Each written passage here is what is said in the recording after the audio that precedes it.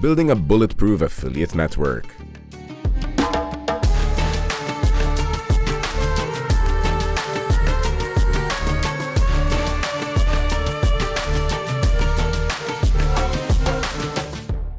Today, we have this wonderful panel of special persons that have a large experience in the affiliate world. I would say we will start with a short introduction. So from my left, and keep going, 30 seconds. Can you introduce yourself, please, your business and your goals?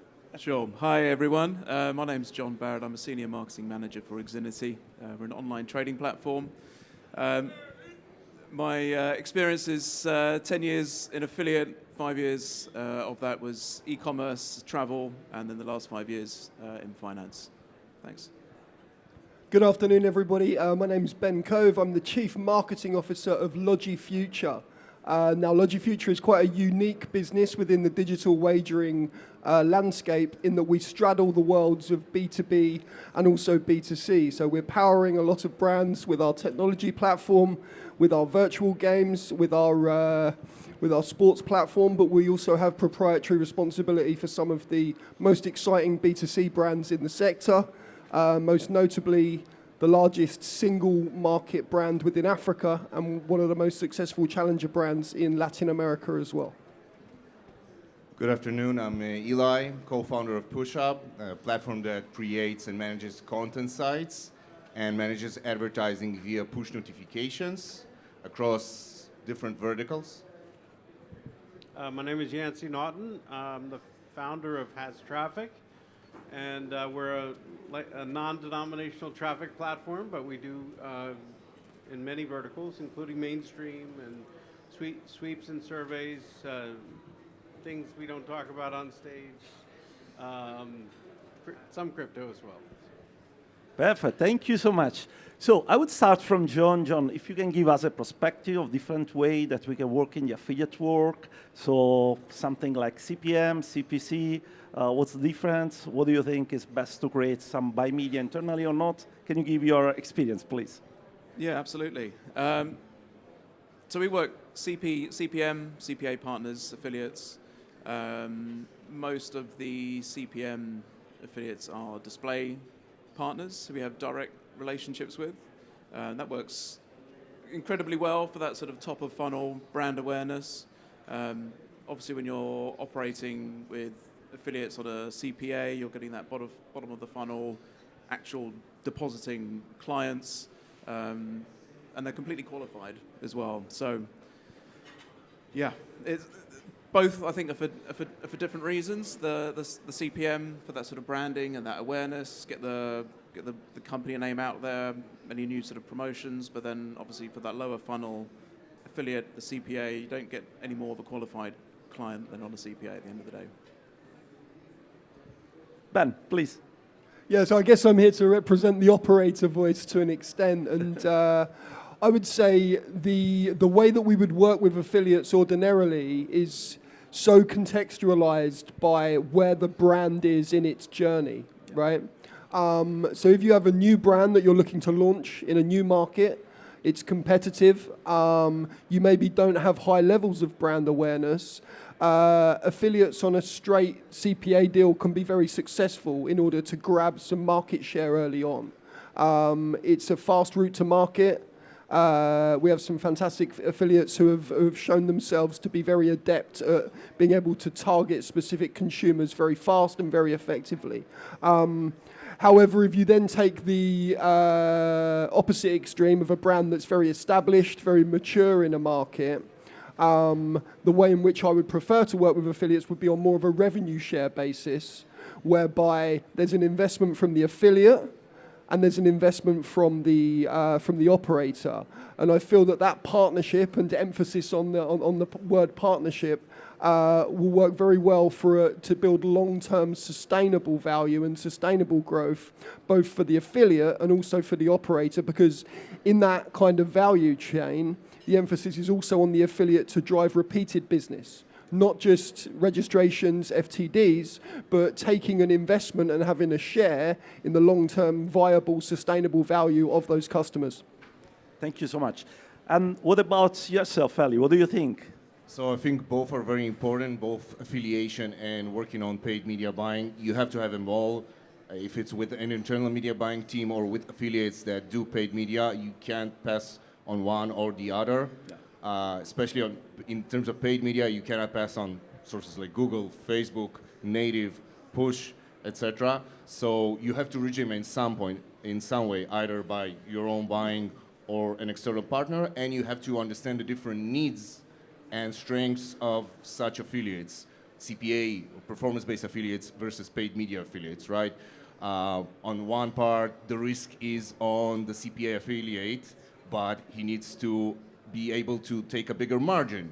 On the other side, you take the risk along with him because you're paying the CPC, CPM, and it's more like an agency kind of format where his margin is smaller, but he needs to be able to receive scalability with you, and you'll need to be able to spend before you see the results because those sources are vast and major, and it takes time until you see the results. So it's a different strategy, and both are needed. Yancy, what do you think? Well, I've always been quite the ambassador of the CPC model, not as it's presented by Google or Facebook, which is CPC or go away, but more as a cooperative model. So publishers, at the end of the day, only care about what their eCPM is or what their CPM is. How much do they get back from what they put into it? And advertisers basically only care about the money that they receive from the campaign. So when we got to the space 15 years ago, I saw everybody saying, send me your traffic, I'll tell you what it's worth later. And before that, when it was dominated by emailers that had, more or less keys to the kingdom, it was like, I'll send out 1,000 emails and you'll give me $23.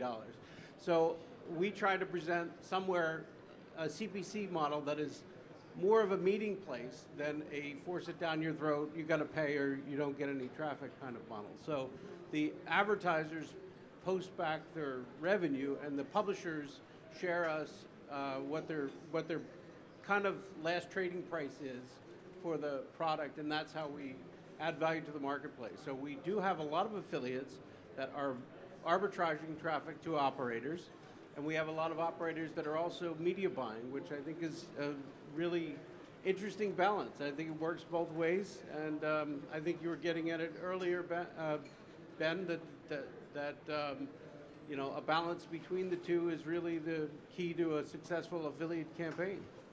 Right, and if I can, I think that about what you're saying, Yancy, it's also a method to work in real-time bidding, the CPC, where you need to be able to compete with others, and there's a marketplace of buyers, but then it's all about EPC and whoever hits the higher one. And yeah, I mean, if you think about the most valuable traded commodities in the world, in 2017, internet traffic overtook oil as the most valuable traded commodity in the world. It's not going back regardless of the price of oil, right? So all the valuable commodities, gold, oil, bushel of corn, whatever it is, you get to look at the last trade price before you decide what your bid is. And I think that is the essential part of a successful CPC campaign. Is not just pay whatever anybody wants, or on the other side of the equation, send me your traffic, I'll tell you what it's worth later. It's more about what's the last trade price. Can you commoditize your click in a way that it makes sense to pay CPC for it? Yeah, I think it's also very interesting, the analogy about digital traffic being the new gold, right? I think from an operator perspective, finding that sweet spot in the value chain that can work for both sides is absolutely critical, because otherwise, as an operator, you can find that some traffic might be gold-plated. So when you start driving it down the conversion funnel, it's actually worthless to the operator. So yes, cost per click can work. Yes, it's not necessarily fair that we tell you what your traffic is worth later. However, again, partnership means value for both sides, and being able to work sustainably over maybe a longer term period of time to make it work and to optimize accordingly. As operator perspective, just one question. Do you believe that sometimes to have a hybrid model where you start like CPA plus revenue share at start, can then jump in a second moment where you can go just revenue share? Because this is maybe a good formula. Yeah, so personally, in my experience, that's an ideal setup which can work for both partners. Up front, you have to appreciate that any affiliate, any media buyer, any traffic source will need to cover their costs, particularly as they go into a relationship, and that is why a hybrid CPA plus revenue share component can really work.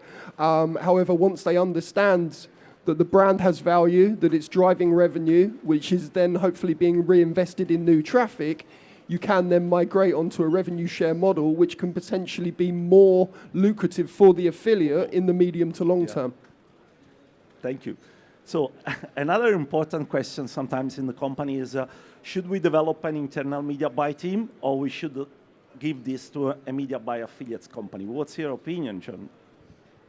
Well, in our experience, we've done both. So we did have a media buyer agency who we worked with for many, many years, but we decided to bring it in-house, so I manage it with a small team.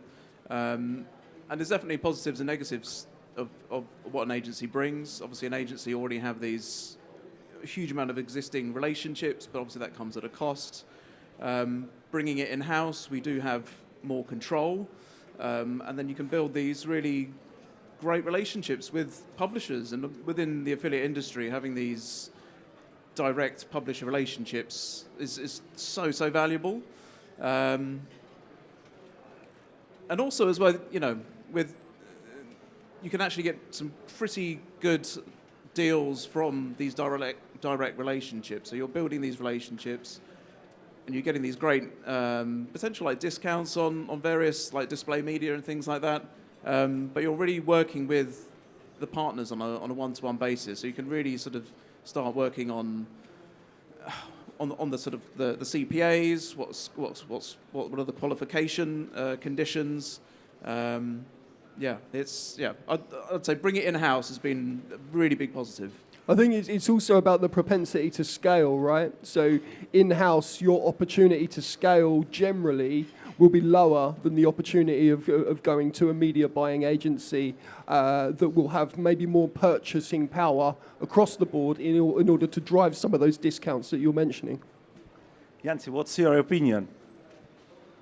Well, obviously, I think a balance is good, but I'm not a big fan of big agencies and like you said, the control that you give up when you're doing this. It's obviously works for bigger brands, but I think it's very smart to have an affiliate program as well as a internal media buying team like John has, a small team that you can control, that you can keep your finger on, and it's all about, I think what John was kind of going around was, it's all about the partnership, right? So if you choose your partners well, then the results are, it's like very different, right? So what we try to do is basically encourage people to trust the platform, and I would absolutely say, and maybe Eli can back me up on this, the CPC price is the best filter we have for the quality of traffic, because if it has multiple bidders and the price drops, it probably has a low quality of traffic. It's not probable, it's certain. You know, the price, we have a lot of electronic filters, we have a lot of algorithms, but at the end of the day, the price of the traffic has more to do with the quality of the traffic than anything else.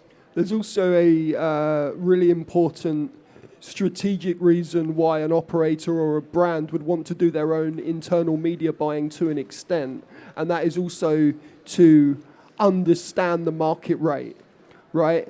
I don't send somebody to go and do my shopping for me without having tested that journey of going to the shops and paying the price that the supermarket asks for myself, right?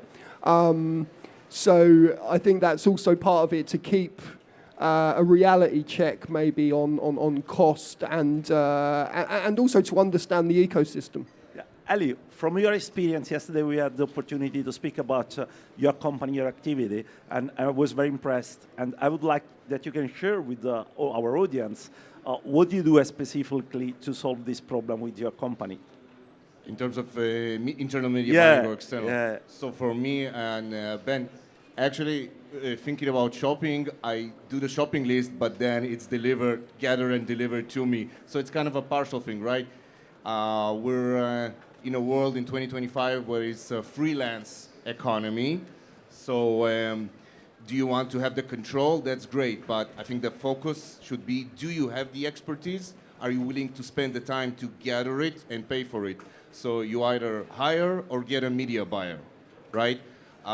It's on the shelf, and the affiliates media buyers, it's called, the next conference after this is Affiliate World Conference, right? So there's a reason why it's so successful and why there are media buyers that do that for 10 years, 5 years, 10 years plus, because their services are needed and they're the connecting chain between large owners of product services that want to get user acquisition.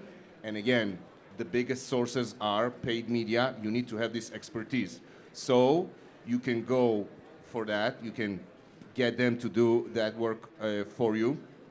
You can do it internally, or you can do the hybrid and learn on the go and build that team internally. Honestly, what I'm seeing in the industry right now in many verticals, it's more going towards adding an internal media buying based on the expertise of working with those externals, but still relying on those external media buyers to be the touch points for those platforms. So it's kind of a hybrid point of touch. Get the best of all worlds. And That's now, what we're seeing. the main question is, how do you choose your partner? That's a very tough question.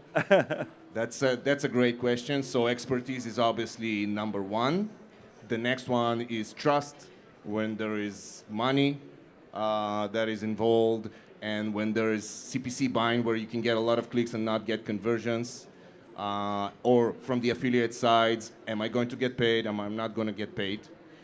So trust is one very, very important thing. And yep, that's I think probably the most important. Ben, based on your experience, what is important to choose an affiliate? What's the main criteria you use? So we would kind of reverse engineer it by seeing where the traffic is coming from, right? So we would look at different digital reference points for flows of traffic, maybe to competitor brands, maybe to similar sectors, and reverse engineer back from there to see who owns those sites, who's doing that buying, and look to set up, initial meetings off the back of that. I agree that trust and credibility is absolutely foremost in our minds when we're looking at partnering, and it's a two-way street in that regard. I'm sure there's a lot of affiliates in our audience today, and maybe people that have traffic that are looking to work with operators and brands in the digital wagering ecosystem, and I would say it is really important to have a two-way street. And in this sector particularly, affiliates can also get burnt by working with non-reputable brands that maybe aren't going to pay them. So, there's a responsibility to look at regulation there, but also reputation, look at the brands buying outside of just the affiliate world. Are they doing a lot of brand awareness in incredible ways? And have they been around for a while, And I think that it's really important that there's trust and credibility both sides, and that would be the foundation of any partnership. John, what about yourself? How do you choose your affiliates? How do you retain the best affiliates? And how competitive is the world nowadays? Yeah, no, that's a very good question. I spend a lot of time doing this. You've got to really do your research. Obviously, being a brand, you've got to do your research and your due diligence as well. So in the industry that we're in, so trading platform, trading like Forex and various different instruments, there's a lot of cowboys out there. And we've got to make sure that the affiliates that we're partnering with are genuine. We've got to trust them. There's various tools out there, various sort of like affiliate publisher discovery tools out there where we can essentially sort of scrape the internet, add in our competitors. We can see which affiliates are using them, how much traffic, or various amounts of statistics that really help. But obviously we're doing our own research as well, and what Ben was saying as well. So reverse engineer it, and they're trying to find affiliates that way. And to be honest, it is hard to find genuine and trustworthy affiliates, particularly in our industry. But again, once you're building those relationships, you're building that trust. Like the brand I work for, we've been around for a very long time. So we already have that credibility in market, which is very, very valuable. Okay. Thank you, gentlemen. It was an amazing time together. Thank you, and enjoy the rest of the show. Thanks, everyone. Thank you. Thank you. Thank you. Well done to you all. Thank you so much for your insights and sharing with us, gentlemen. We wish you a great rest of the conference as well. You all look pretty fresh, though, so it's not been too stressful. I can take a photo for you if you wish. Go on, we can do that. I will try not to do any commentary. And I'm not the best photographer, just so you know.